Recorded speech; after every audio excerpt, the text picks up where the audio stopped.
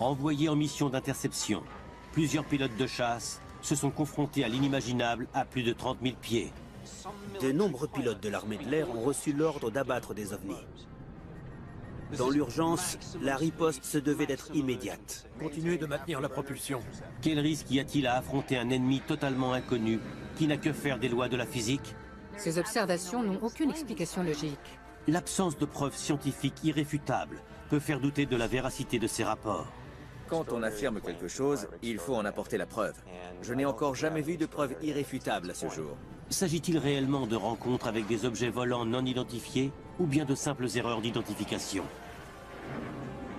Il s'est dit qu'il allait déclencher la Troisième Guerre mondiale. Des objets volants non identifiés ont été aperçus dans nos cieux depuis des décennies.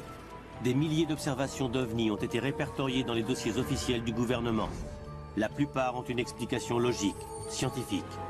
Certains cas demeurent cependant inexpliqués. Ils sont classés top secret, non identifiés. Les dossiers récemment rendus publics peuvent-ils révéler la vérité sur ces apparitions d'OVNI? 20 mai 1957, dans le comté de Kent, en Angleterre. La tour de contrôle de cette base de la Royal Air Force capte un signal étrange sur l'écran radar. L'objet se déplaçait de façon très bizarre. Ces déplacements n'avaient rien de normal. 2 hommes sont envoyés en reconnaissance. L'un d'eux s'appelle Milton Torres, un pilote de l'US Air Force alors en poste au Royaume-Uni. Milton Torres a été pilote de chasse de 1951 à 1971, totalisant 267 missions durant la guerre du Vietnam. Mon père avait une vingtaine d'années. Ces gars-là étaient de vraies machines. Le fils de Milton, Geoffrey, tente depuis des années de comprendre ce qu'a vécu son père cette fameuse nuit. La tour de contrôle lui a ordonné de monter à 32 000 pieds et de mettre le cap sur Ipswich. Il a demandé plein pot? Oui, plein pot. Dans le jargon de l'armée de l'air, cela signifie à toute vitesse. Son chasseur F-86D pouvait alors facilement dépasser les 1100 km/h, soit pratiquement la vitesse du son. La guerre froide fait rage. Torres est envoyé intercepter un éventuel avion espion soviétique, voire pire, un bombardier. Les incursions soviétiques dans l'espace aérien allié étaient monnaie courante. La mission du F-86D consistait précisément à prévenir et mettre un terme à ce genre d'attaque. Avec une visibilité quasi nulle, Milton Torres doit se fier exclusivement à ses instruments de bord. Zulu 1, virage à droite, cap 010. Tandis que la tour de contrôle lui indique la position de la cible, il demande à réduire sa vitesse. Mais il n'en est pas question. Négatif. Maintenez la propulsion et interceptez. La situation était très claire. Quoi que ce soit, il devait foncer dessus à toute vitesse. Contrôle, je ne vois rien du tout. Il n'arrivait pas à percevoir la cible parce qu'il évoluait dans une purée de poids. Le ciel anglais est souvent plongé dans le brouillard et là, il était particulièrement épais. Il doit voler à l'aveugle, dans l'attente que la cible apparaisse sur son écran radar. Quand soudain, la tour de contrôle lui intime l'ordre d'appliquer les consignes. Zulu 1, engagez le combat. Je répète, engagez le combat. Ils lui ont ordonné de faire feu et de tirer les 24 missiles qu'il avait à disposition. Il s'est dit qu'il allait déclencher la Troisième Guerre mondiale. Cette apparition d'OVNI est toujours aussi sujette à controverse.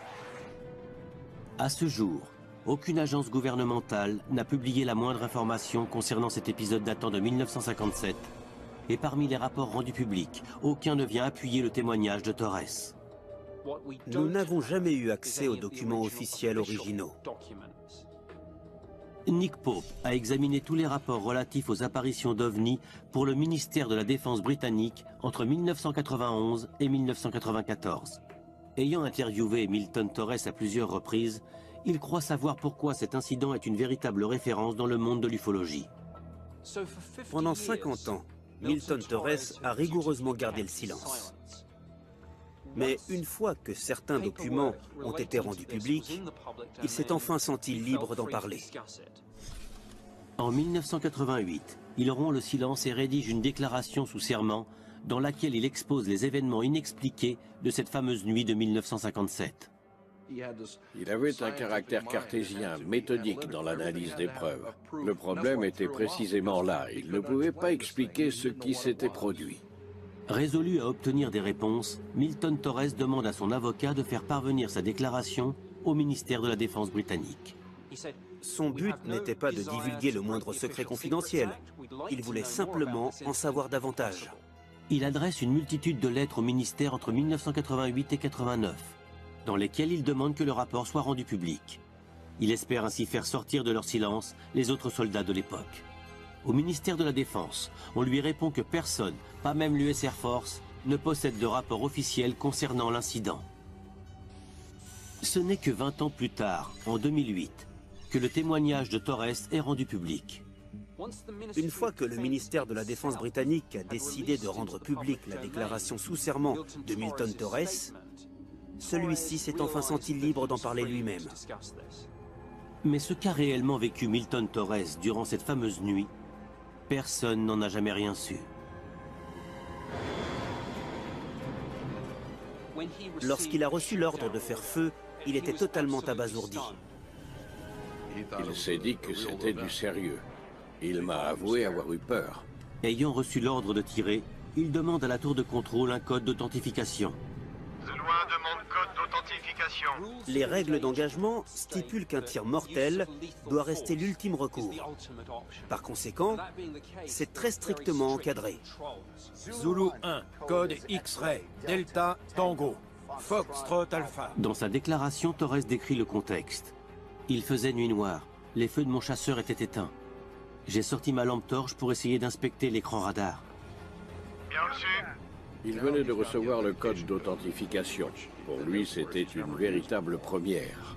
Le F-86D de Milton Torres est équipé au total de 24 missiles air-air. Lorsque la cible apparaît sur son écran radar, il n'en croit pas ses yeux. Je le cite de mémoire, c'était énorme. Dans sa déclaration sous serment, il écrit « L'appareil dans mon viseur avait la taille d'un porte-avions volant. » Au moment de faire feu, l'impossible se produit. Quand il a voulu tirer dessus, la cible a disparu. L'objet volant disparaît de l'écran radar à une vitesse spectaculaire. Le plus incroyable ne tient pas uniquement à cette vitesse démesurée, tout bonnement inenvisageable en 1957, mais aussi à l'accélération. Contrôle, j'ai perdu la cible. Zulu 1, reçu. Nous l'avons également perdu. Rentrez à la base. Dans sa déclaration, Milton Torres précise qu'il est rentré à la base sans encombre. Au sol, on lui dit que le signal a disparu des écrans radars en quelques millisecondes. Les deux radars confirmaient que l'engin avait dépassé Mach 10. Mach 10 équivaut à plus de 12 000 km/h. Ils étaient tous paumés. Ça a disparu. Le pilote qui volait aux côtés de Torres témoigne dans une déclaration sous serment. « J'ai été guidé en direction de l'objet volant. Je ne sais pas s'il a accepté ou piqué, mais la tour de contrôle l'a perdu. » Il ajoute à propos de Milton Torres « Je me rappelle qu'il était surexcité. Il disait avoir eu l'objet volant dans son viseur. Je n'ai pas la moindre raison de douter de son témoignage. » Dès le lendemain, Torres est convoqué à un débriefing. Milton Torres a reçu l'ordre de se rendre à un débriefing. Mais, bizarrement, il n'a pas eu affaire à des militaires. Asseyez-vous, lieutenant. En lieu et place d'un enquêteur de l'armée de l'air, il se retrouve face à un homme mystérieux en costume 3 pièces. D'ordinaire, un débriefing se déroule entre militaires, entre l'intéressé et ses supérieurs. Voilà une situation parfaitement insolite. Son commandant n'était pas présent. Il se retrouvait seul. D'après mon père, c'était un agent de la NSA en poste à Londres. Il était venu jusque-là rien que pour le débriefing. L'Agence nationale à la sécurité, ou NSA, analyse des renseignements dans le monde entier pour le compte du gouvernement américain. Avez-vous eu un quelconque contact visuel? Mon père m'a dit qu'il était très intimidant. Il m'a aussi dit qu'il n'était assurément pas là pour plaisanter. Milton Torres se retrouve dans le collimateur d'une agence de renseignement encore méconnue. C'est la toute dernière fois que vous aborderez ce sujet. Compris. Dans sa déclaration, il précise « L'homme m'a parlé de sécurité nationale. » Entre 1957 et 2008, Milton Torres n'a jamais soufflé mot quant à cette épreuve. Le fait qu'il se soit tu pendant une cinquantaine d'années donne la mesure du personnage. Voilà quelqu'un d'intègre, d'honnête. il avait le plus grand respect pour le serment qu'il avait prononcé. Le jour où cette histoire est sortie, il en a pleuré parce qu'il n'avait jamais rien dit à son père. Ses propres enfants n'étaient pas dans la confidence. Il n'a jamais rien dit à mon grand-père alors qu'ils étaient très proches. Milton Torres a-t-il réellement croisé un ovni? La cible qu'il était censé abattre a-t-elle jamais existé?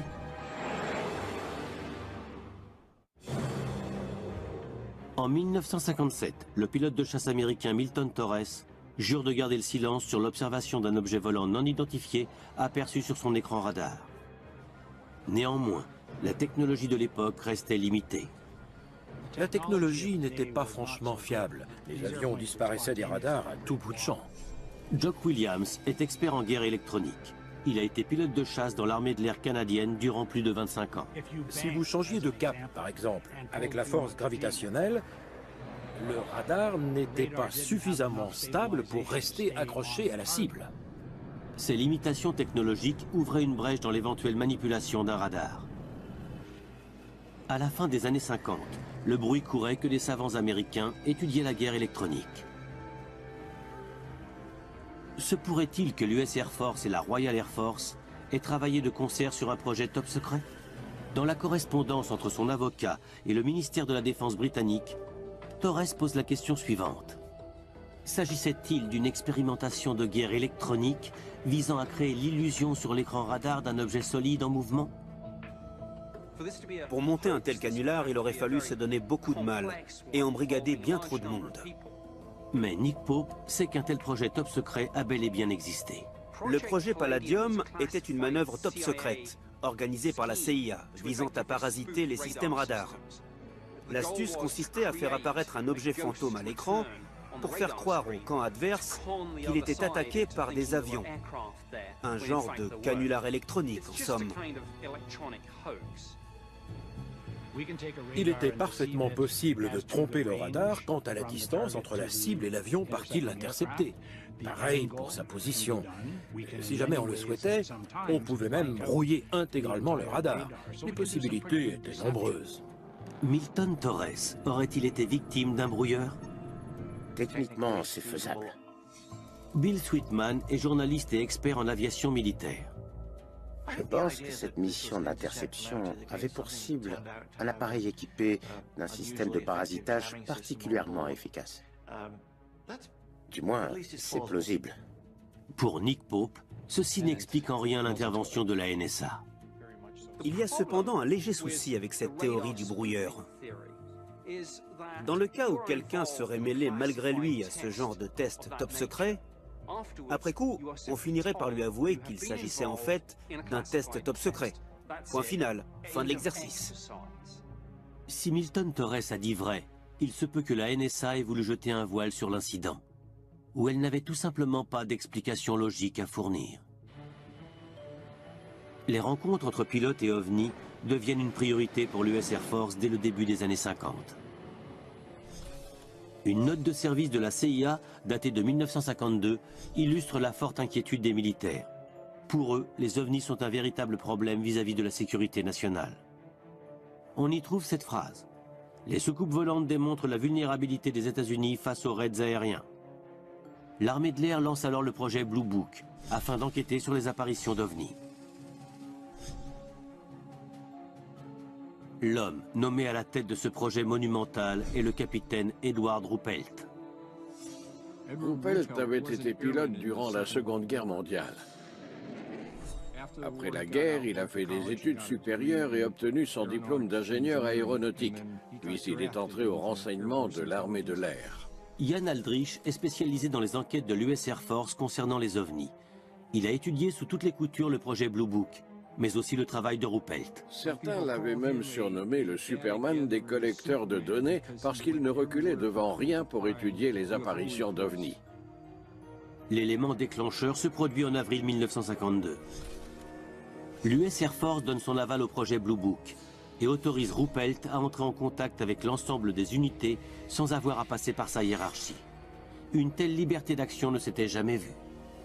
L'année 1952 est également celle qui comptabilise le plus grand nombre d'apparitions d'ovnis. À cette époque, l'US Air Force se lance activement dans la chasse aux ovnis dans l'espoir d'en intercepter un. Le 28 juillet 1952, un article de la Gazette de Charleston affirme que les pilotes de l'armée de l'air ont pour ordre d'abattre tout ovni qu'ils viendraient à croiser. Cependant, aucun d'eux ne s'est encore jamais retrouvé en position de faire feu. Edward Ruppelt soutient pourtant le contraire dans son livre édité en 1956 et intitulé « Rapport sur les objets volants non identifiés ». Il y évoque le cas d'un incident avec une soucoupe volante remontant à 1952 dont personne n'a jamais rien su. Cet incident se produit à la base Kirtland dans le Nouveau-Mexique en septembre 1952. Ruppelt a reçu un appel du lieutenant Parrish, qui était l'officier de renseignement de la 34e division aérienne basée à Kirtland. Afin d'éviter tout risque de fuite, Parrish part lui-même récupérer Ruppelt et le ramène à la base. Une fois à l'abri des regards, il extirpe un rapport non classé de son coffre-fort et le lui confie pour qu'il le lise en lui interdisant de l'emporter. Dans son livre, Ruppelt fait part de son étonnement.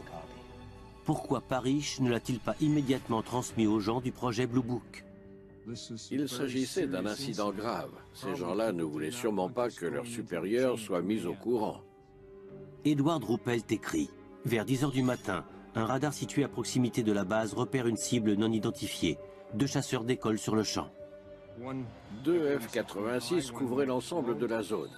Quand le pilote qui volait le plus bas a redressé son avion, il a aperçu ce qu'il a pris pour un ballon sonde.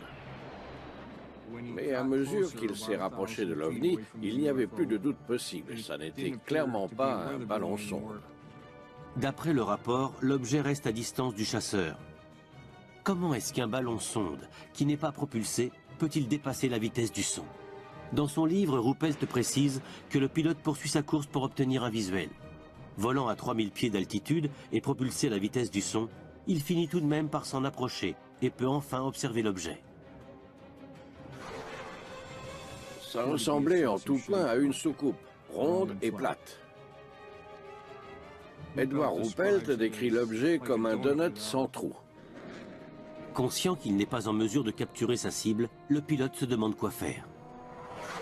Arrivé à 500 mètres de l'objet, il s'est mis à décrocher. Lorsque le pilote tente d'appeler la tour de contrôle, la radio ne passe pas. Dès lors, livré à lui-même, il décide de faire feu sur l'OVNI. Ruppelt écrit dans son livre « L'instant d'après, l'objet prit de l'altitude et disparut en l'espace de quelques secondes. De retour à la base, le pilote est immédiatement convoqué.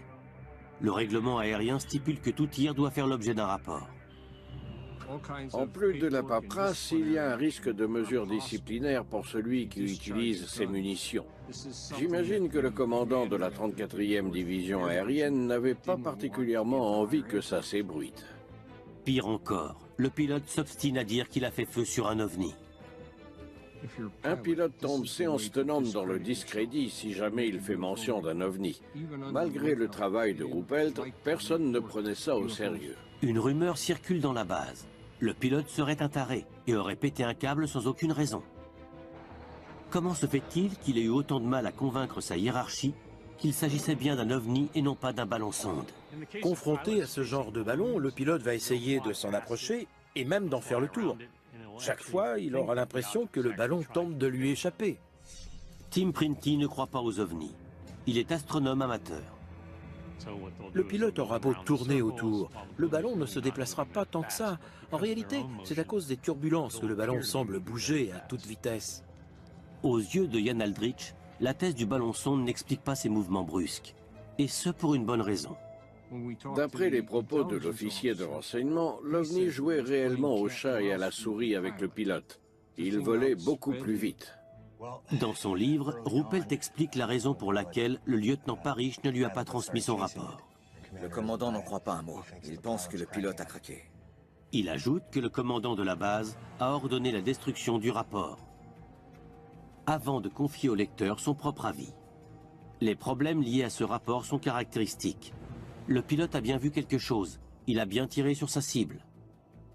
Malgré une enquête approfondie, je reste dans l'impossibilité d'identifier formellement cette cible.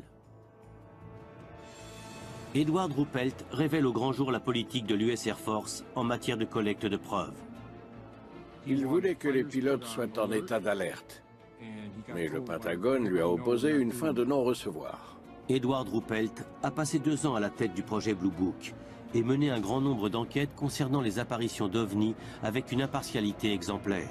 Cependant, Ian Aldrich reste prudent quant aux conclusions de ses travaux. Dans certains cas, le seul témoignage provient de Ruppelt lui-même, qui tenait parfois ces informations d'une tierce personne. Il est évidemment digne de confiance, mais qu'en est-il de ses sources?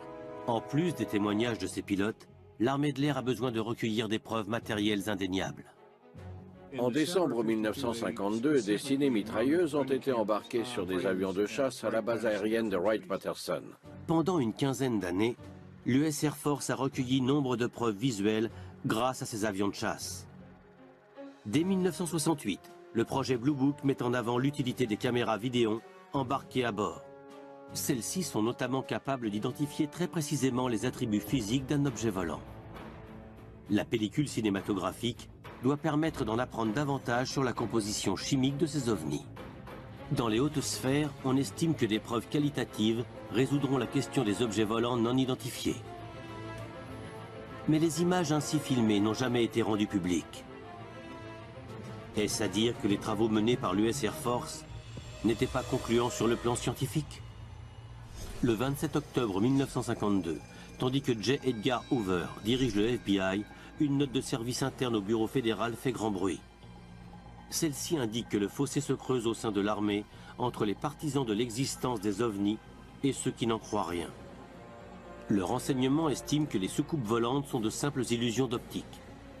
Mais certains officiers de haut rang persistent à croire en l'existence de vaisseaux interplanétaires. Après plusieurs milliers de rapports rédigés en 20 ans, l'US Air Force décide de mettre un terme au projet Blue Book en 1969. Raison invoquée, l'armée n'a plus aucun intérêt dans l'étude des ovnis. Mais le gouvernement américain a-t-il réellement cessé d'enquêter sur ces phénomènes? La réponse viendra d'un incident observé par plusieurs témoins oculaires à l'autre bout du monde. Téhéran, capitale de l'Iran, le 20 septembre 1976.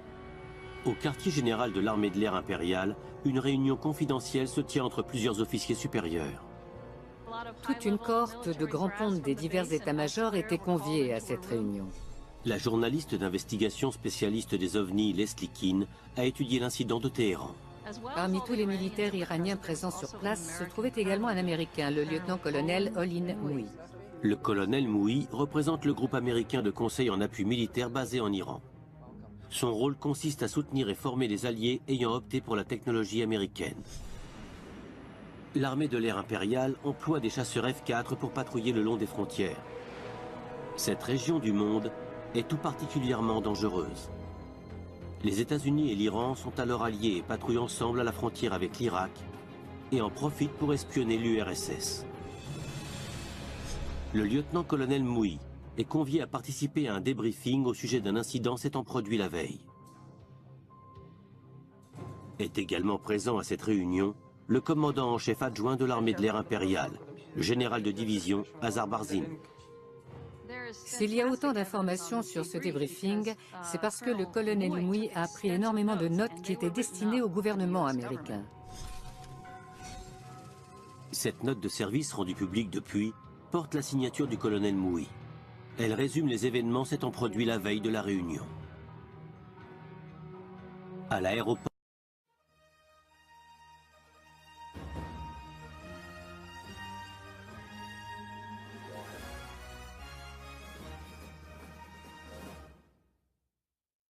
international Mehrabad, le contrôleur aérien Hussein Pirouzi reçoit plusieurs appels d'habitants apeurés des quartiers de Shemiran.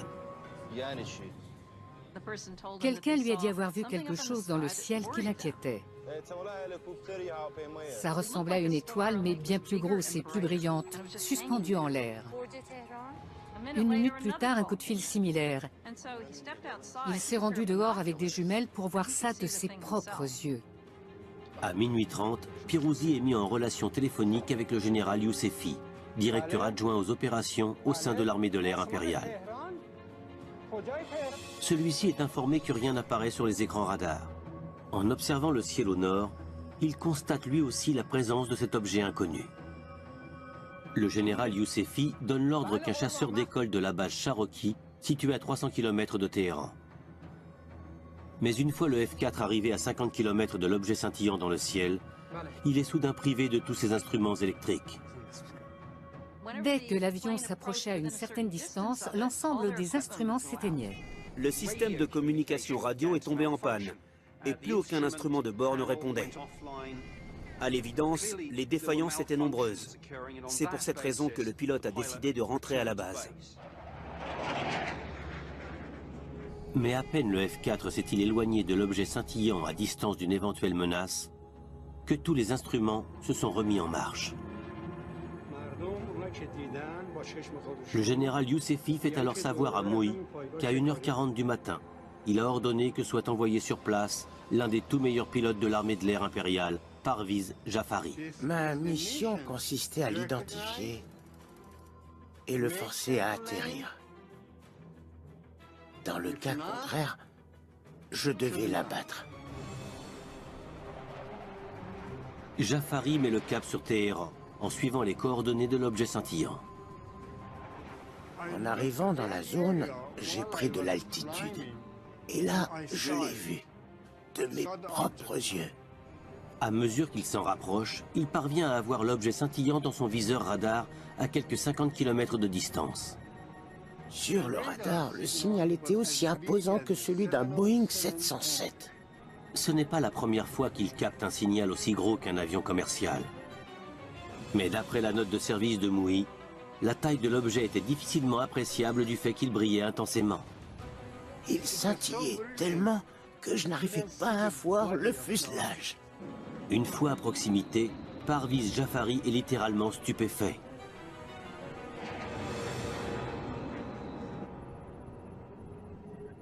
L'objet avait la forme d'un diamant. Au sommet, une lumière rouge scintillait. Puis une verte, une orange et une bleue. Elle scintillait à toute vitesse.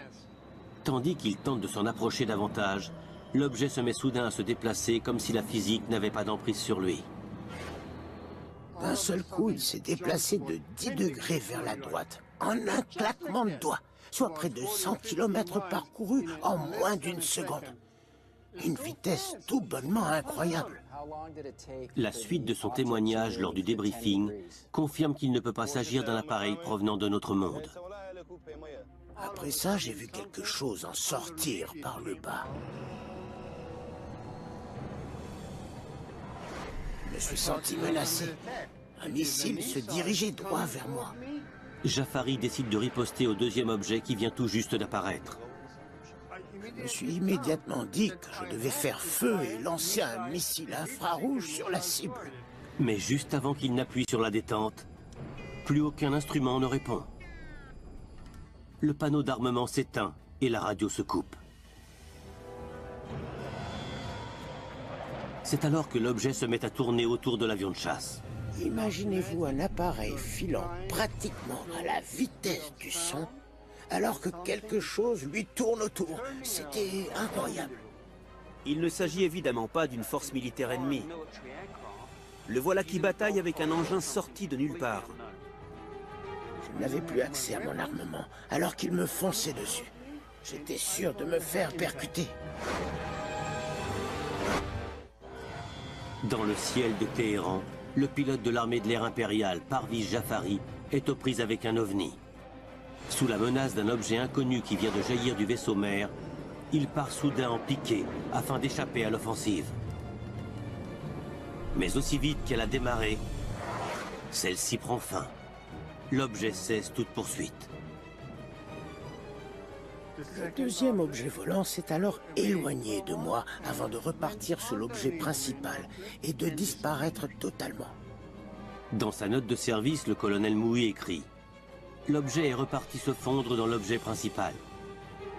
À mesure que le pilote s'éloigne de sa cible, tous les systèmes de son avion de chasse se réactivent. » Lorsqu'il rappelle la tour de contrôle, on lui passe le général Yousefi qui lui ordonne de rentrer à la base. Je lui ai demandé où il voulait que je me pose, à Téhéran ou bien à ma base d'origine, près d'Hamadan. Il m'a répondu, vous avez ordre de vous poser au plus vite à Téhéran. Au moment où Parviz Jafari entame son approche, l'incroyable se produit. J'ai vu apparaître un petit objet circulaire qui se dirigeait tout droit vers le sol. Je me suis dit que je n'allais pas tarder à assister à une gigantesque explosion. Mais au lieu d'exploser, le nouvel objet finit par s'immobiliser totalement à quelques centaines de mètres du sol.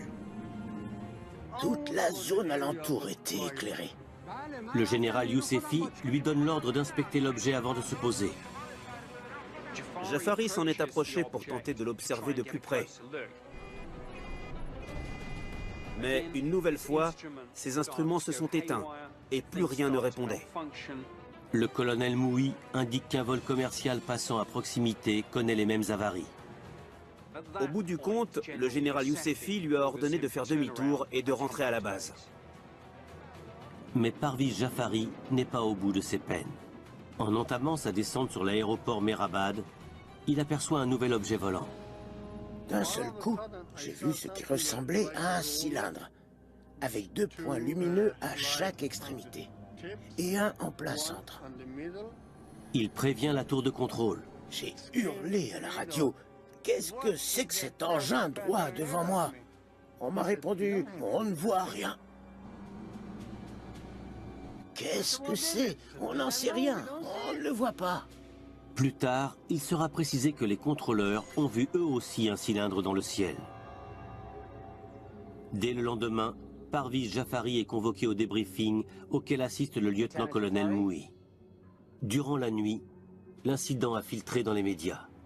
Le 20 septembre 1976, le journal de Téhéran révèle qu'un membre de l'armée de l'air s'est adressé à la presse la nuit même de l'incident.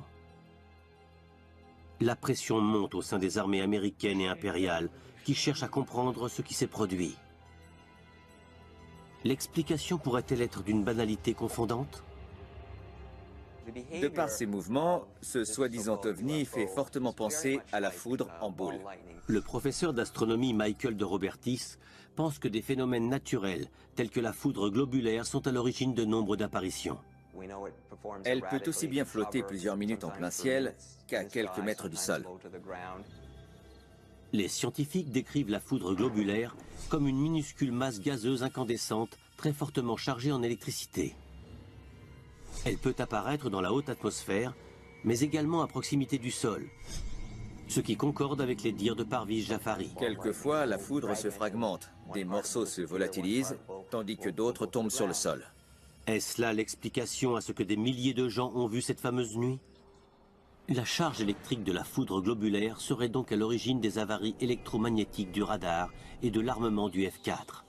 Mais Bill Sweetman n'en est pas convaincu. Une panne électrique peut être provoquée par un tas de choses. Ça peut venir d'une défaillance du générateur principal et de l'auxiliaire, d'un problème de fusible, d'un court-circuit ou autre chose. Pour Nick Pope, les nombreuses avaries pourraient également être dues à un autre phénomène naturel extrêmement rare lui aussi. Si l'on cherche à comprendre ce qui a provoqué toutes ces interférences, la thèse d'un champ électromagnétique est très certainement la plus probable de toutes. Mais il faudrait que celui-ci soit particulièrement puissant et étendu pour parvenir à ce résultat. La foudre globulaire peut perturber l'électronique, mais est-elle en mesure de troubler l'humain? Le ciel était limpide. Pas un seul nuage, aucun avion à l'horizon, rien du tout. Pourtant, je ne voyais aucun moyen de faire atterrir mon avion. Parviz Jafari reconnaît qu'il était en grand danger. Comment atterrir? J'étais totalement perdu. Ce qui m'est arrivé là-haut, je n'en sais rien du tout. Je n'en ai aucun souvenir. J'ignore ce qui s'est passé pendant ce laps de temps. S'il s'est senti désorienté au moment d'atterrir, se peut-il qu'il ait été dans un état similaire précédemment? Jock Williams estime qu'il a tout simplement commis une erreur en essayant de faire feu. À mon avis, il n'a pas appuyé sur le bon bouton. Si on oublie de relever l'interrupteur général de l'armement, ou si on n'enclenche pas la bonne séquence, on aura beau appuyer sur la détente, il ne se passera rien. La note de service du lieutenant-colonel Mouhy ne sera pas considérée par le gouvernement américain comme un élément à classer top secret. 2 jours plus tard, un autre rapport rédigé par un certain colonel Mackenzie arrive par téléx à la DIA, l'agence du renseignement de la défense. Le colonel Mackenzie s'appuie sur les articles parus dans la presse et sur les témoignages de tierces personnes. Le document est pratiquement identique à la note de Mouhy. Une décision soudaine et discutable est alors prise. Les 2 rapports, diffusables au départ, changent de statut et deviennent top secret. Pourquoi jeter ainsi le voile sur ce qui s'est passé dans le ciel de Téhéran? En 1976, un ovni a été aperçu au-dessus de Téhéran. Il existe 2 documents quasiment identiques détaillant cet événement. Considérés à l'origine comme diffusables, ils sont soudain classés top secret par les autorités américaines. Une question subsiste. Pourquoi? 4 mois après l'incident, le public obtient une réponse.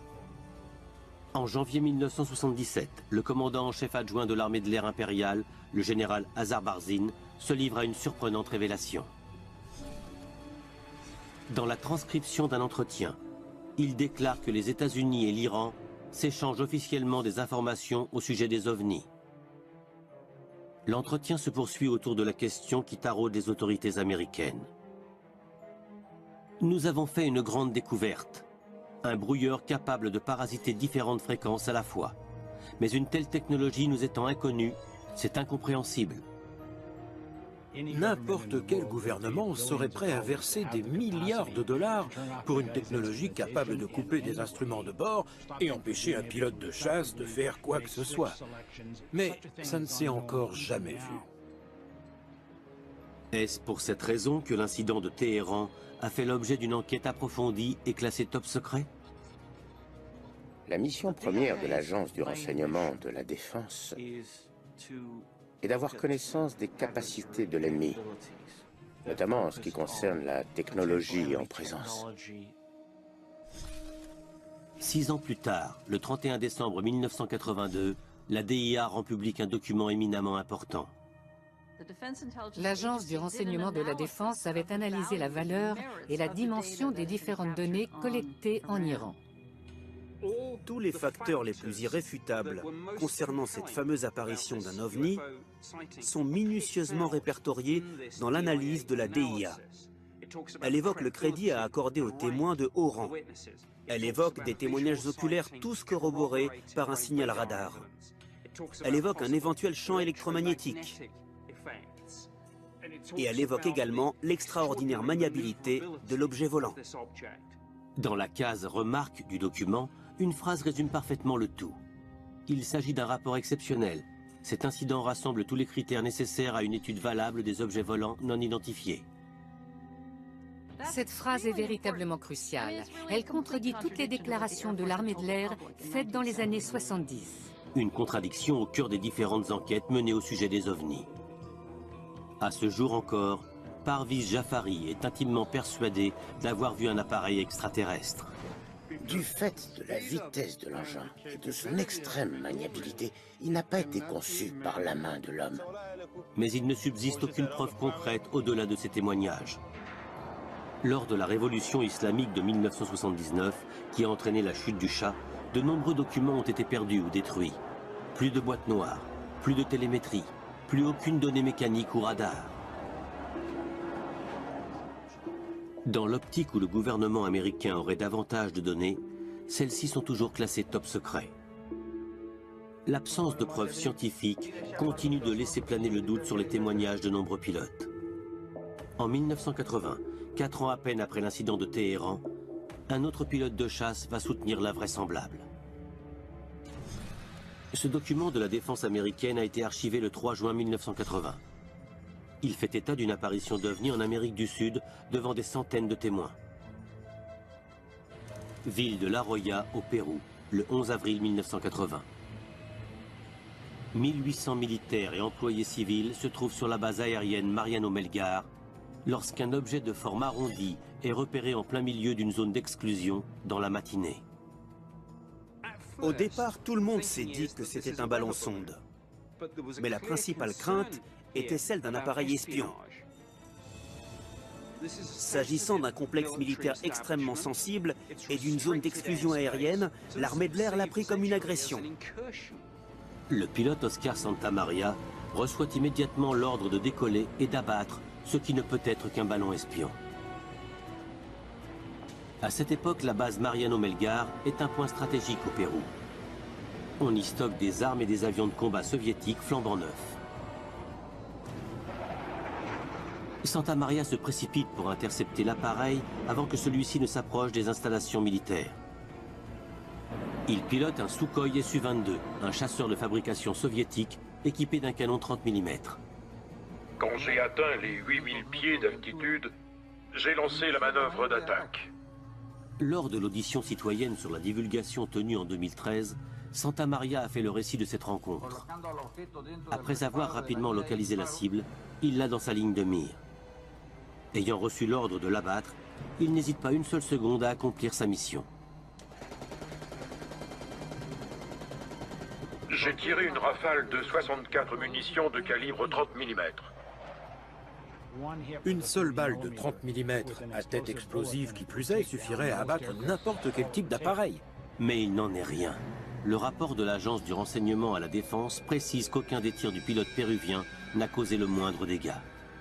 À sa grande surprise, il n'a pas réussi à abattre l'objet volant, alors qu'il l'avait dans son viseur. C'était comme si les balles se dématérialisaient en approchant la cible. Elles étaient totalement inefficaces.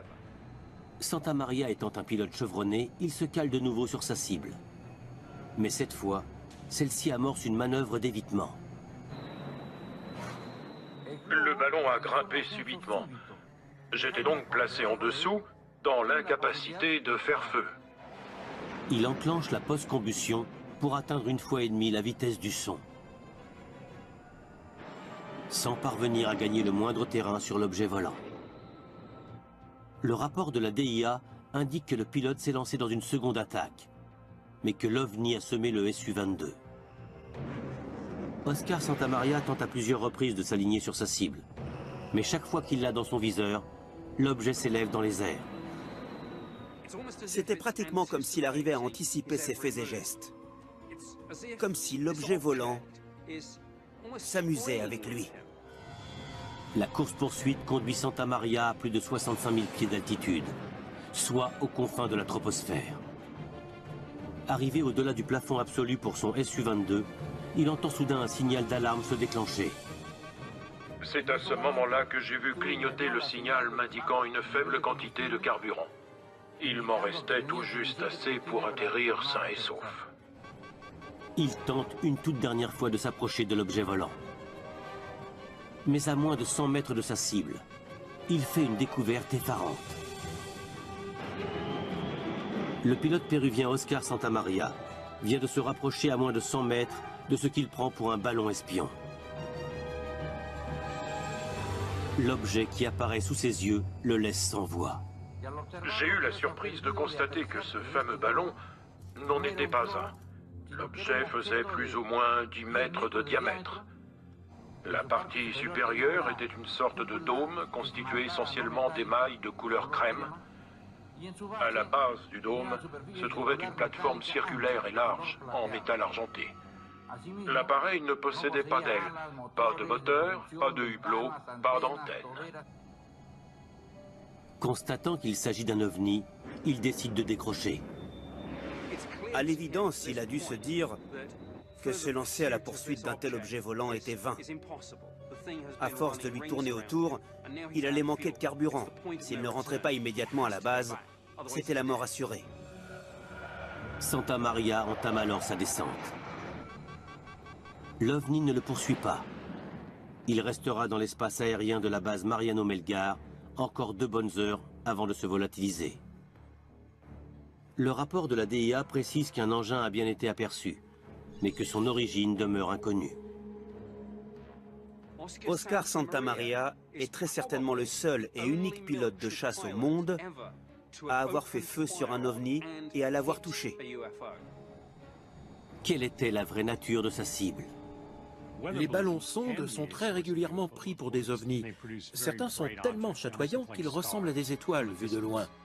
Ce genre d'engin scientifique peut monter jusqu'à 100 000 pieds, une altitude inatteignable pour la plupart des avions.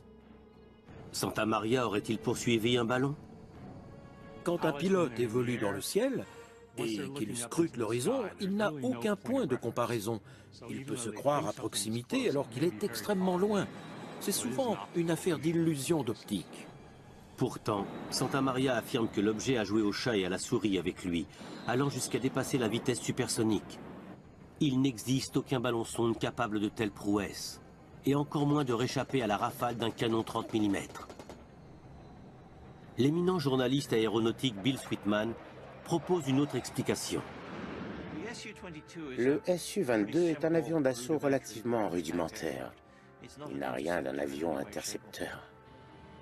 Les munitions embarquées sur le Su-22 ont été conçues pour être lourdes et non pas rapides. Autrement dit, si la vitesse à la bouche du canon n'est pas très élevée, il faut se trouver tout près de sa cible pour espérer faire mouche. À trop longue distance, les balles tombent dans le vide du fait d'une vitesse de propulsion insuffisante. Malgré son canon 30 mm, Santamaria n'a donc peut-être jamais touché sa cible. Mais quelle que soit l'hypothèse, une telle rencontre est véritablement marquante pour un pilote. Au total, j'ai manœuvré pendant 22 longues minutes qui sont à jamais gravées dans ma mémoire. Je reste convaincu de l'existence d'une vie extraterrestre technologiquement avancée. Et si les pilotes tels qu'Oscar Santamaria avaient tout simplement halluciné et imaginé des choses? Se peut-il qu'ils aient craqué sous la pression d'une menace inconnue? Lorsqu'un être humain a peur, lorsqu'un pilote voit un engin lui fondre dessus, lorsqu'il est confronté à quelque chose d'inconnu, il risque d'avoir une réaction impulsive. D'où l'importance de partager ces informations. Mais lorsqu'il en va de la sécurité nationale, l'armée de l'air préfère que ces rapports restent confidentiels. J'ai tendance à comparer le sceau du secret à la cave d'une maison. Il est beaucoup plus facile d'y entreposer quelque chose et de le laisser dans un coin, plutôt que de l'étudier à la lumière du jour. Partout sur le globe, des pilotes de chasse sont tombés nez à nez avec des ovnis. Mais à ce jour, il n'existe toujours aucune preuve irréfutable de leur caractère extraterrestre. Ces objets volants demeurent non identifiés.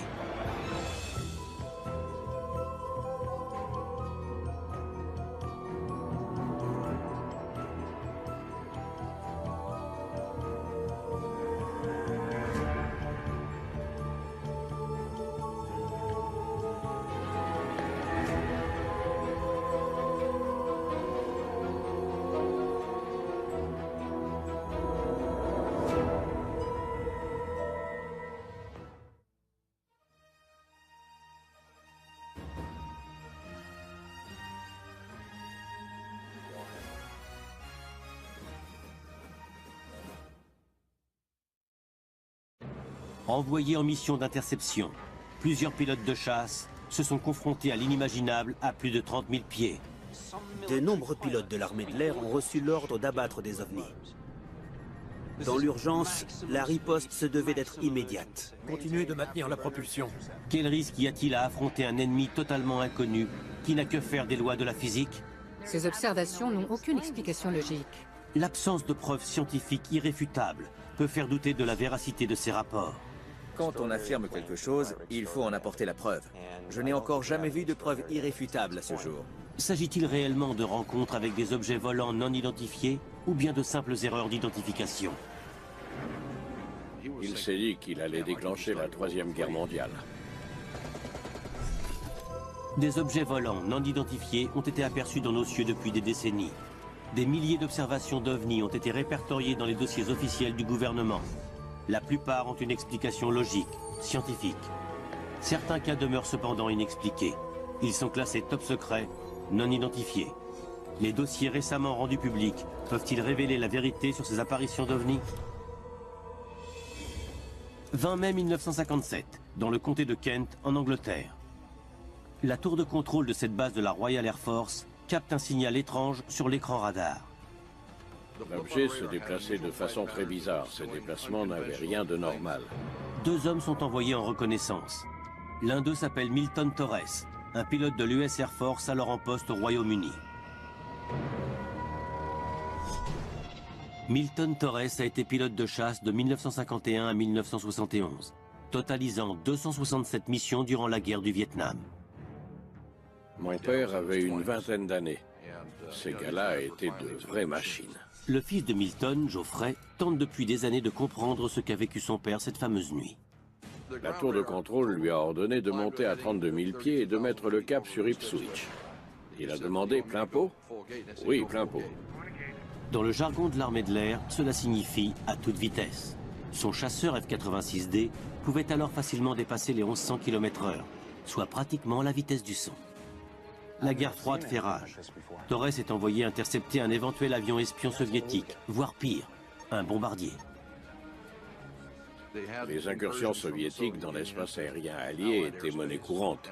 La mission du F-86D consistait précisément à prévenir et mettre un terme à ce genre d'attaque. Avec une visibilité quasi nulle, Milton Torres doit se fier exclusivement à ses instruments de bord. Zulu 1, virage à droite, cap 010. Tandis que la tour de contrôle lui indique la position de la cible, il demande à réduire sa vitesse. Mais il n'en est pas question. Négatif. Maintenez la propulsion et interceptez. La situation était très claire. Quoi que ce soit, il devait foncer dessus à toute vitesse. Contrôle, je ne vois rien du tout. Il n'arrivait pas à percevoir la cible parce qu'il évoluait dans une purée de poids. Le ciel anglais est souvent plongé dans le brouillard et là, il était particulièrement épais. Il doit voler à l'aveugle, dans l'attente que la cible apparaisse sur son écran radar. Quand soudain, la tour de contrôle lui intime l'ordre d'appliquer les consignes. Zulu 1, engagez le combat. Je répète, engagez le combat. Ils lui ont ordonné de faire feu et de tirer les 24 missiles qu'il avait à disposition. Il s'est dit qu'il allait déclencher la Troisième Guerre mondiale. Cette apparition d'OVNI est toujours aussi sujette à controverse. À ce jour, aucune agence gouvernementale n'a publié la moindre information concernant cet épisode datant de 1957. Et parmi les rapports rendus publics, aucun ne vient appuyer le témoignage de Torres. Nous n'avons jamais eu accès aux documents officiels originaux. Nick Pope a examiné tous les rapports relatifs aux apparitions d'OVNI pour le ministère de la Défense britannique entre 1991 et 1994. Ayant interviewé Milton Torres à plusieurs reprises, il croit savoir pourquoi cet incident est une véritable référence dans le monde de l'ufologie. Pendant 50 ans, Milton Torres a rigoureusement gardé le silence.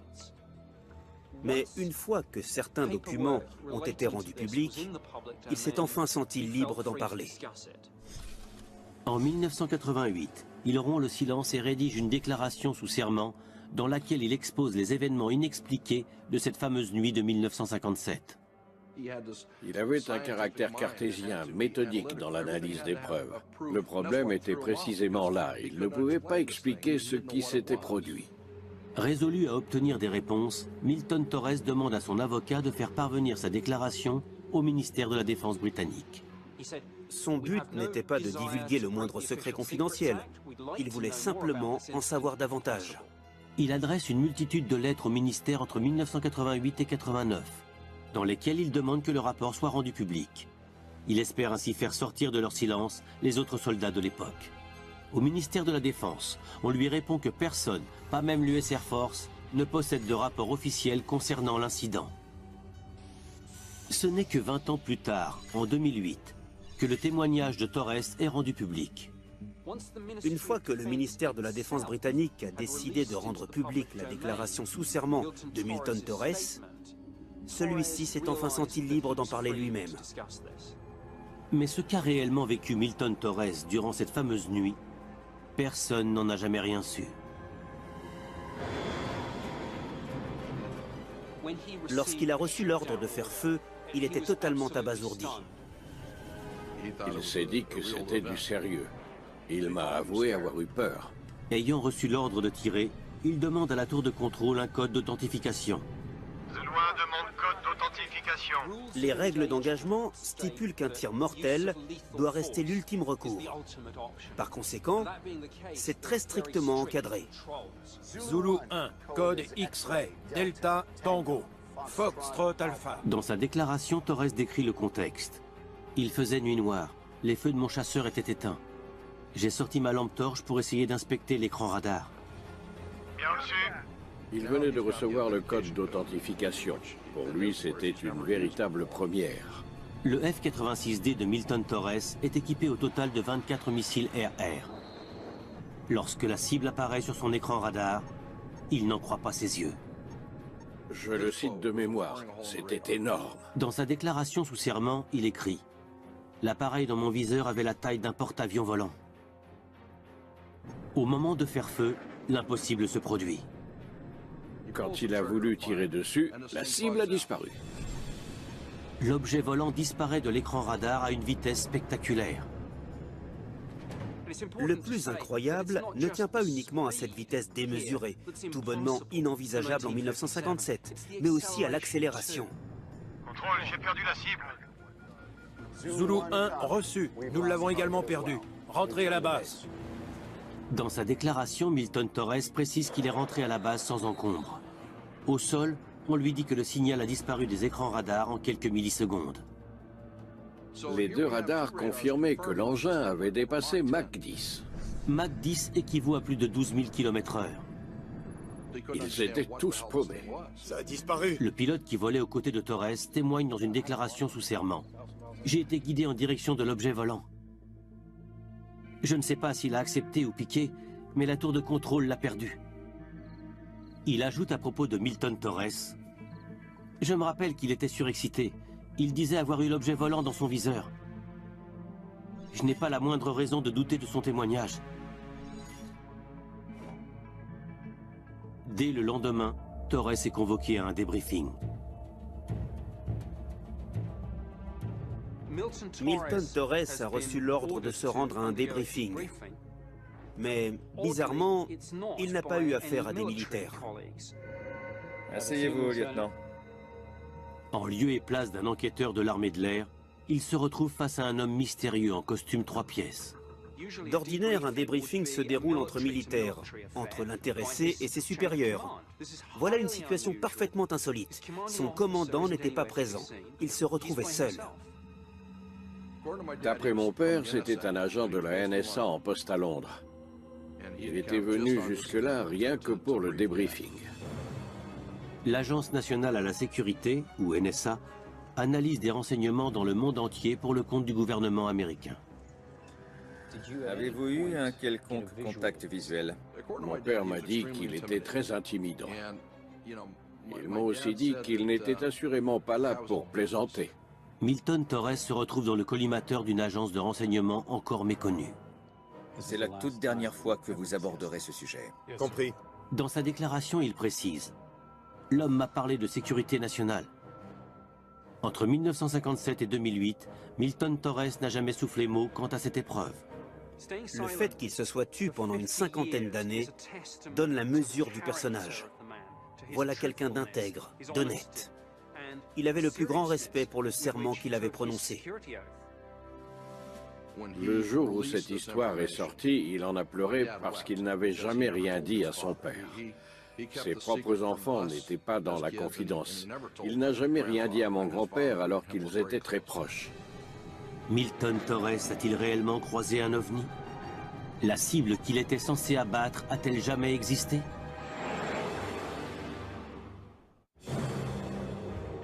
En 1957, le pilote de chasse américain Milton Torres jure de garder le silence sur l'observation d'un objet volant non identifié aperçu sur son écran radar. Néanmoins, la technologie de l'époque restait limitée. La technologie n'était pas franchement fiable. Les avions disparaissaient des radars à tout bout de champ. Jock Williams est expert en guerre électronique. Il a été pilote de chasse dans l'armée de l'air canadienne durant plus de 25 ans. Si vous changiez de cap, par exemple, avec la force gravitationnelle, le radar n'était pas suffisamment stable pour rester accroché à la cible. Ces limitations technologiques ouvraient une brèche dans l'éventuelle manipulation d'un radar.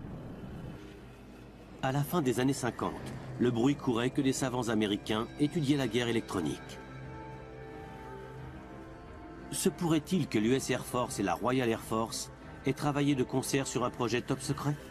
Dans la correspondance entre son avocat et le ministère de la Défense britannique, Torres pose la question suivante. S'agissait-il d'une expérimentation de guerre électronique visant à créer l'illusion sur l'écran radar d'un objet solide en mouvement? Pour monter un tel canular, il aurait fallu se donner beaucoup de mal et embrigader bien trop de monde. Mais Nick Pope sait qu'un tel projet top secret a bel et bien existé. Le projet Palladium était une manœuvre top secrète, organisée par la CIA, visant à parasiter les systèmes radars. L'astuce consistait à faire apparaître un objet fantôme à l'écran pour faire croire au camp adverse qu'il était attaqué par des avions. Un genre de canular électronique, en somme. Il était parfaitement possible de tromper le radar quant à la distance entre la cible et l'avion par qui l'interceptait. Pareil pour sa position. Si jamais on le souhaitait, on pouvait même brouiller intégralement le radar. Les possibilités étaient nombreuses. Milton Torres aurait-il été victime d'un brouilleur? Techniquement, c'est faisable. Bill Sweetman est journaliste et expert en aviation militaire. Je pense que cette mission d'interception avait pour cible un appareil équipé d'un système de parasitage particulièrement efficace. Du moins, c'est plausible. Pour Nick Pope, ceci n'explique en rien l'intervention de la NSA. Il y a cependant un léger souci avec cette théorie du brouilleur. Dans le cas où quelqu'un serait mêlé malgré lui à ce genre de test top secret, après coup, on finirait par lui avouer qu'il s'agissait en fait d'un test top secret. Point final, fin de l'exercice. Si Milton Torres a dit vrai, il se peut que la NSA ait voulu jeter un voile sur l'incident, où elle n'avait tout simplement pas d'explication logique à fournir. Les rencontres entre pilotes et ovnis deviennent une priorité pour l'US Air Force dès le début des années 50. Une note de service de la CIA, datée de 1952, illustre la forte inquiétude des militaires. Pour eux, les ovnis sont un véritable problème vis-à-vis de la sécurité nationale. On y trouve cette phrase. Les soucoupes volantes démontrent la vulnérabilité des États-Unis face aux raids aériens. L'armée de l'air lance alors le projet Blue Book, afin d'enquêter sur les apparitions d'ovnis. L'homme nommé à la tête de ce projet monumental est le capitaine Edward Ruppelt. Ruppelt avait été pilote durant la Seconde Guerre mondiale. Après la guerre, il a fait des études supérieures et obtenu son diplôme d'ingénieur aéronautique. Puis il est entré au renseignement de l'armée de l'air. Ian Aldrich est spécialisé dans les enquêtes de l'US Air Force concernant les ovnis. Il a étudié sous toutes les coutures le projet Blue Book, mais aussi le travail de Ruppelt. Certains l'avaient même surnommé le Superman des collecteurs de données parce qu'il ne reculait devant rien pour étudier les apparitions d'ovnis. Envoyés en mission d'interception, plusieurs pilotes de chasse se sont confrontés à l'inimaginable à plus de 30 000 pieds. De nombreux pilotes de l'armée de l'air ont reçu l'ordre d'abattre des ovnis. Dans l'urgence, la riposte se devait d'être immédiate. Continuez de maintenir la propulsion. Quel risque y a-t-il à affronter un ennemi totalement inconnu qui n'a que faire des lois de la physique? Ces observations n'ont aucune explication logique. L'absence de preuves scientifiques irréfutables peut faire douter de la véracité de ces rapports.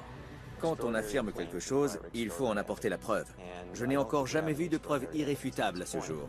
S'agit-il réellement de rencontres avec des objets volants non identifiés ou bien de simples erreurs d'identification? Il s'est dit qu'il allait déclencher la Troisième Guerre mondiale. Des objets volants non identifiés ont été aperçus dans nos cieux depuis des décennies.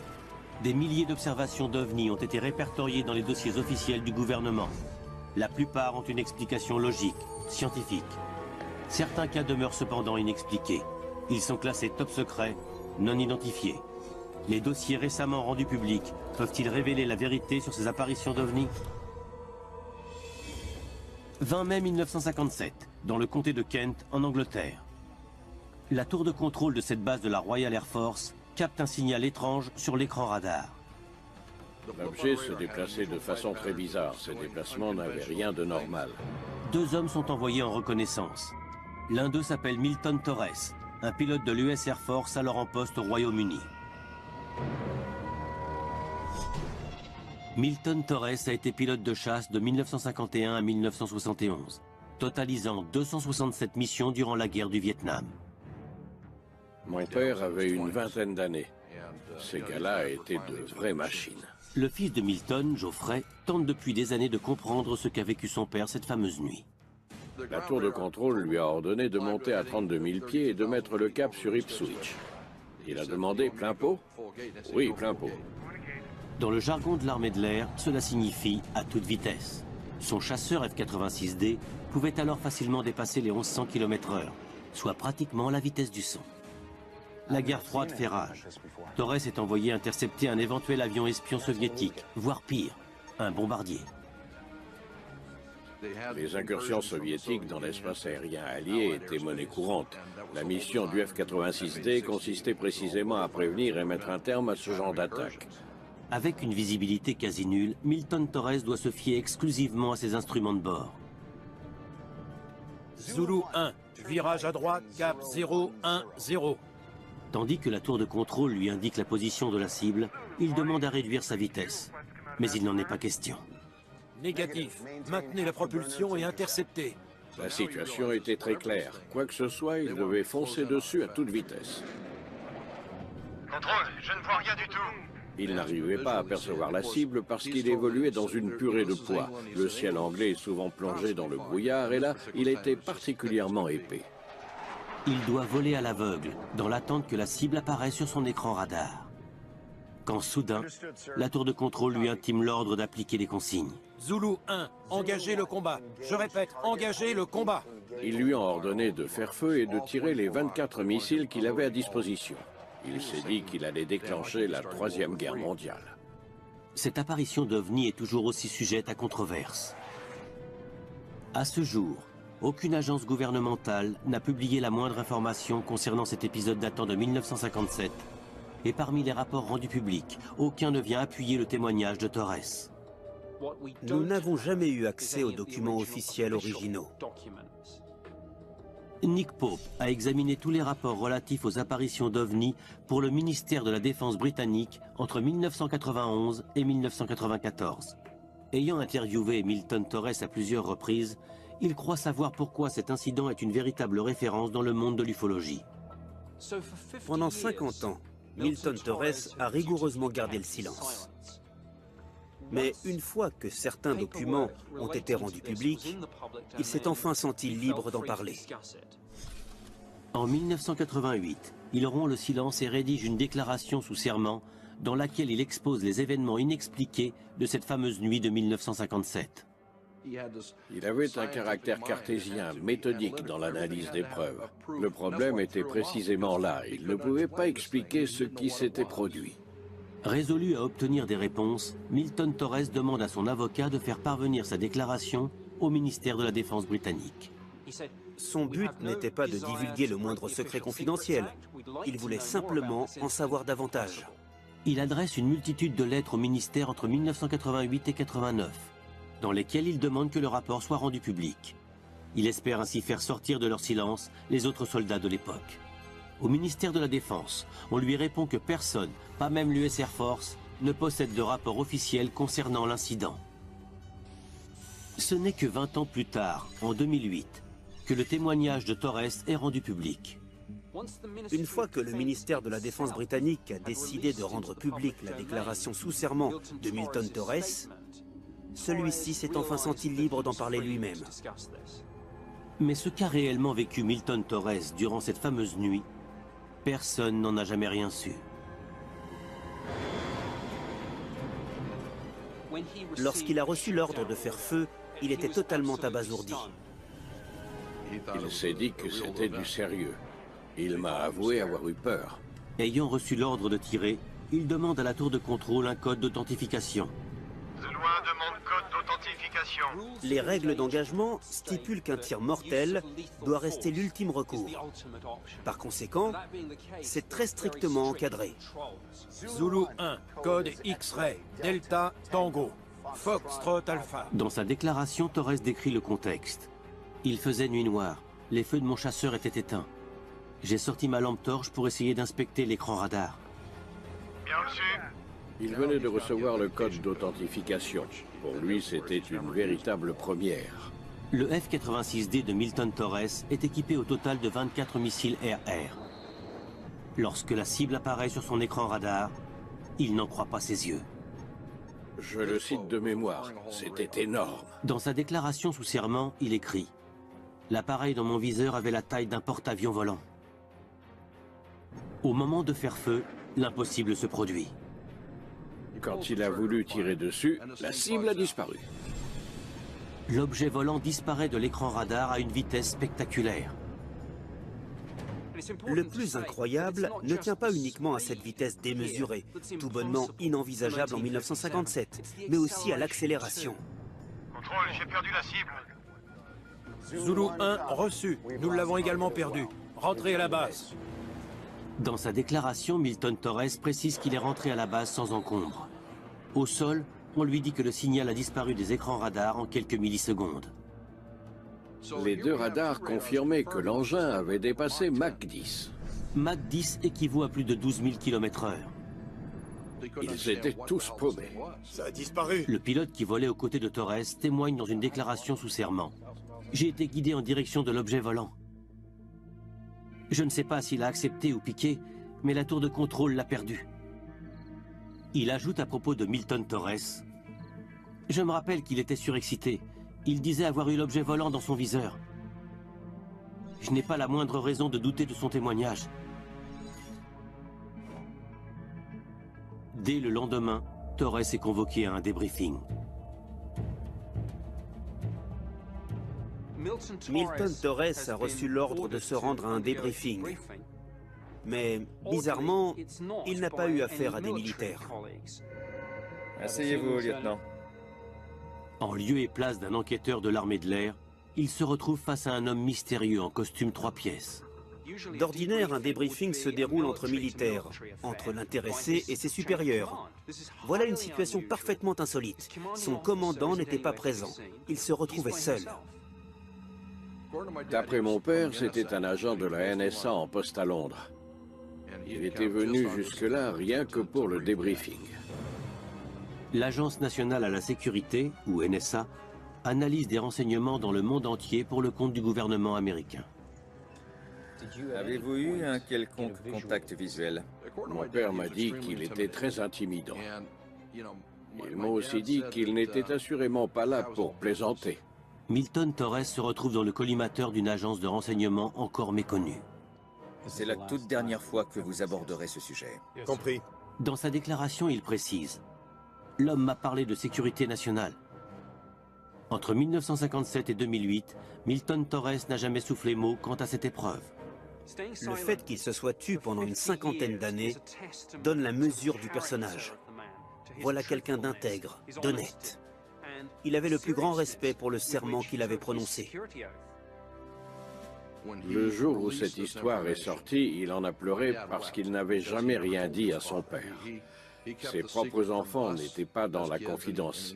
Il n'a jamais rien dit à mon grand-père alors qu'ils étaient très proches. Milton Torres a-t-il réellement croisé un ovni? La cible qu'il était censé abattre a-t-elle jamais existé?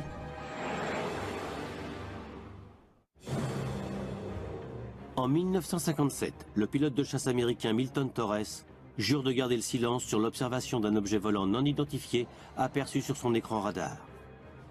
Néanmoins, la technologie de l'époque restait limitée. La technologie n'était pas franchement fiable. Les avions disparaissaient des radars à tout bout de champ. Jock Williams est expert en guerre électronique. Il a été pilote de chasse dans l'armée de l'air canadienne durant plus de 25 ans.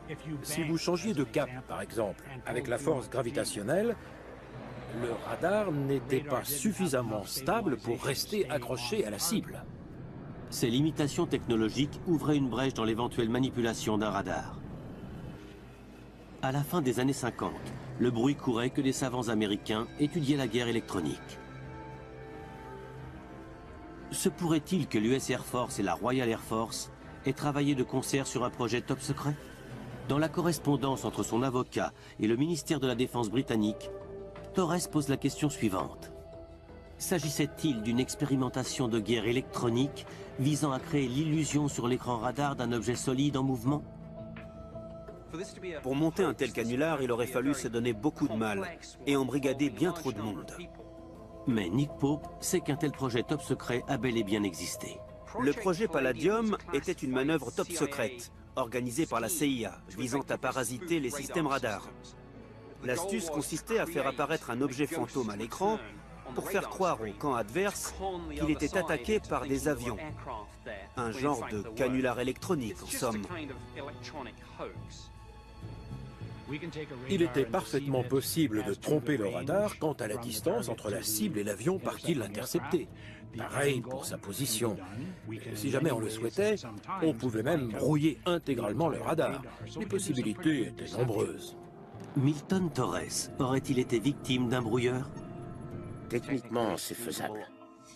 Bill Sweetman est journaliste et expert en aviation militaire. Je pense que cette mission d'interception avait pour cible un appareil équipé d'un système de parasitage particulièrement efficace. Du moins, c'est plausible. Pour Nick Pope, ceci n'explique en rien l'intervention de la NSA. Il y a cependant un léger souci avec cette théorie du brouilleur.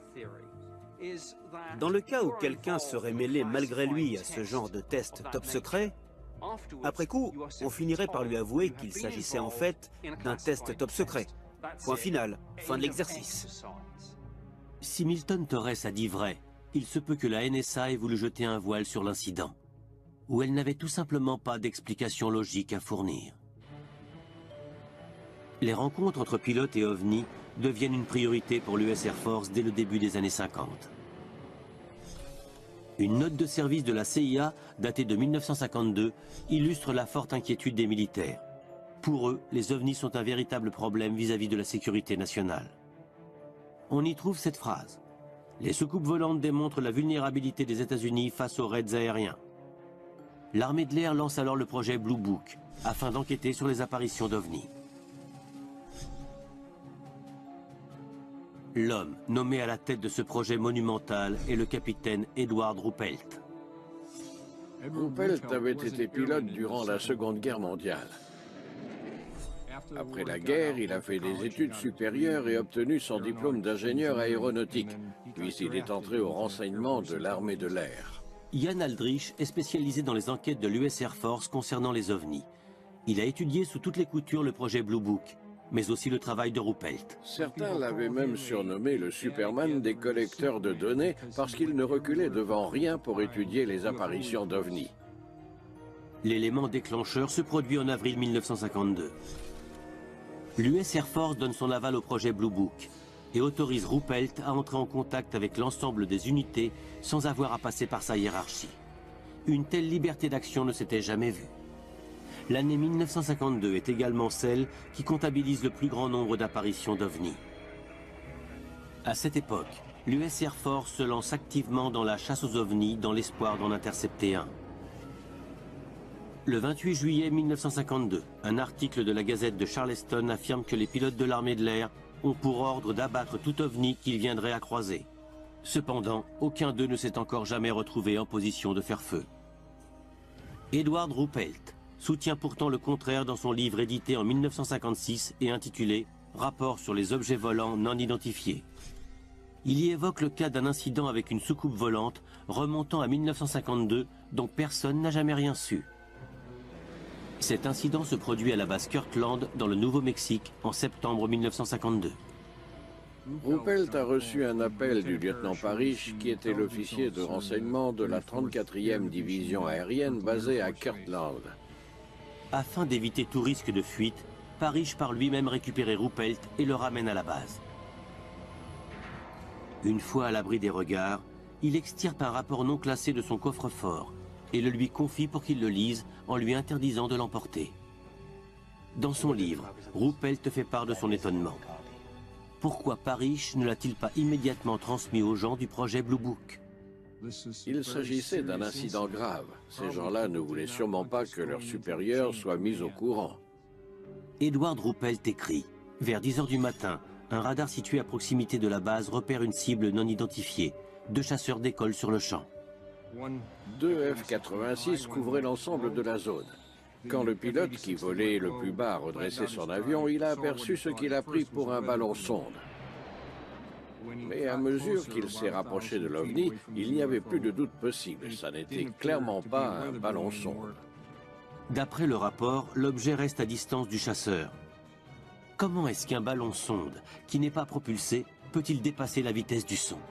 Dans son livre, Ruppelt précise que le pilote poursuit sa course pour obtenir un visuel. Volant à 3000 pieds d'altitude et propulsé à la vitesse du son, il finit tout de même par s'en approcher et peut enfin observer l'objet. Ça ressemblait en tout point à une soucoupe, ronde et plate. Edward Ruppelt décrit l'objet comme un donut sans trou. Conscient qu'il n'est pas en mesure de capturer sa cible, le pilote se demande quoi faire. Arrivé à 500 mètres de l'objet, il s'est mis à décrocher. Lorsque le pilote tente d'appeler la tour de contrôle, la radio ne passe pas. Dès lors, livré à lui-même, il décide de faire feu sur l'OVNI. Ruppelt écrit dans son livre: l'instant d'après, l'objet prit de l'altitude et disparut en l'espace de quelques secondes. De retour à la base, le pilote est immédiatement convoqué. Le règlement aérien stipule que tout tir doit faire l'objet d'un rapport. En plus de la paperasse, il y a un risque de mesures disciplinaires pour celui qui utilise ces munitions. J'imagine que le commandant de la 34e division aérienne n'avait pas particulièrement envie que ça s'ébruite. Pire encore, le pilote s'obstine à dire qu'il a fait feu sur un OVNI. Un pilote tombe séance tenante dans le discrédit si jamais il fait mention d'un OVNI. Malgré le travail de Ruppelt, personne ne prenait ça au sérieux. Une rumeur circule dans la base. Le pilote serait un taré et aurait pété un câble sans aucune raison. Comment se fait-il qu'il ait eu autant de mal à convaincre sa hiérarchie qu'il s'agissait bien d'un OVNI et non pas d'un ballon sonde? Confronté à ce genre de ballon, le pilote va essayer de s'en approcher et même d'en faire le tour. Chaque fois, il aura l'impression que le ballon tente de lui échapper. Tim Printy ne croit pas aux OVNI. Il est astronome amateur.